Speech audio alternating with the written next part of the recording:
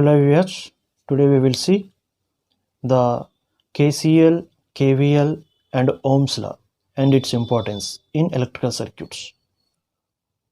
First we will see Ohm's law. In Ohm's law, the voltage V equals to I into R, where V by I equals to R. R is called constant, and this R is also known as resistance. This is also called as another idealized element. So here, if we observe the variation of voltage and current for a resistor, linear variation between voltage and current that we can observe.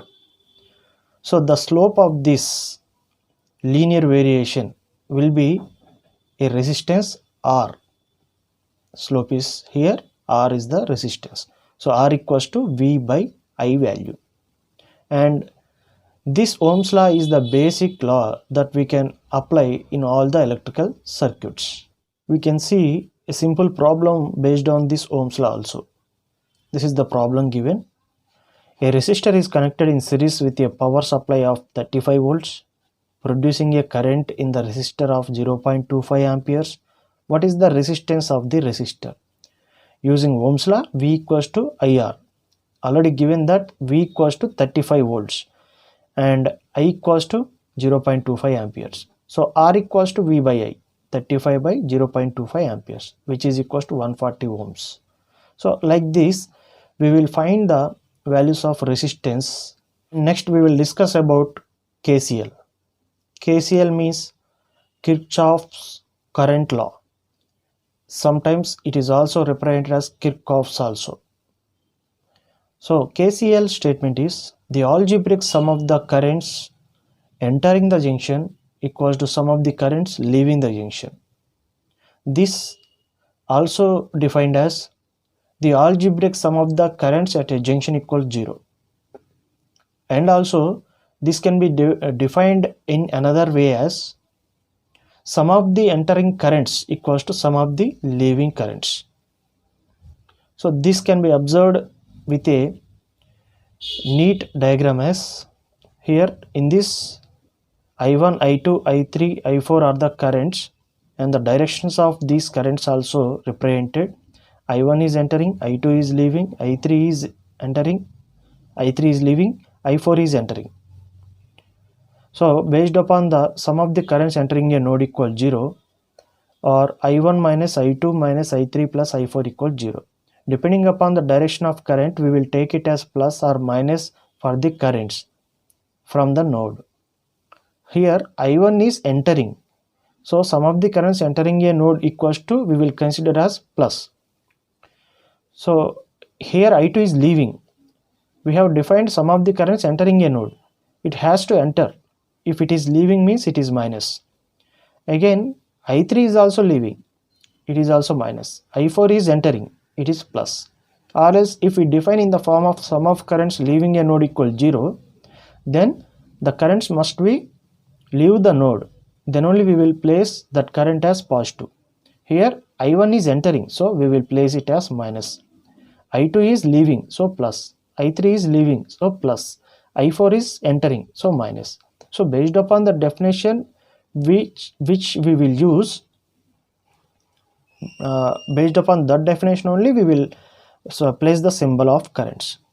Next, sum of the currents leaving equals to sum of the currents entering a node. If the sum of the currents leaving, what are the leaving currents? I2 is leaving, I3 is leaving. So I2 plus I3 equals to sum of currents entering. I1 is entering, I4 is entering. So like this, Kirchhoff's current law is defined. Next one is Kirchhoff's voltage law. This Kirchhoff's voltage law states that the algebraic sum of the voltages around a closed path equals to 0. So we can represent this equals to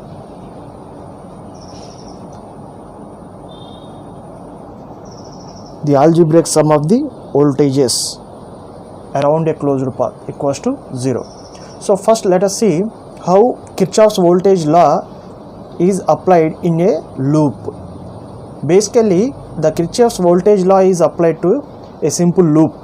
when there is a closed path, and the symbols for voltages across any element represented as plus and minus depending upon the direction of the current flowing through the loop.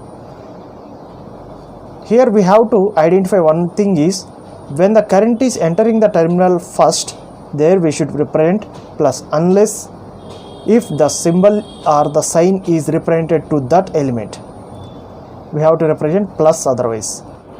For KVL, we will see how to write the voltage equations first. So as I said earlier, based upon the current direction, I have placed plus symbols. You have to place the plus symbol when the current enters the terminal first in a single loop if it is a closed loop. And again, based upon the definition, algebraic sum of the voltages in a closed loop or closed path equals to 0. That means we have to write all the voltages equals 0. While writing the voltages, first we have a source voltage. For this source voltage, we will start with minus symbol. So from here we will write all the equations. Next, we have to write first of all source voltage from the starting onwards. For source voltage, we represent minus Vs always, and remaining voltages according to the current direction where the current enters the terminal, that we have to write minus Vs plus V1. Again here this enters the plus terminal, plus V2 and plus terminal, plus V3 equals 0. Or else we can write total source voltage equals to sum of the voltage drops across any element also. These total voltage drops across any element will be equals with the total source voltage, definitely. So this is the proof of KVL statement.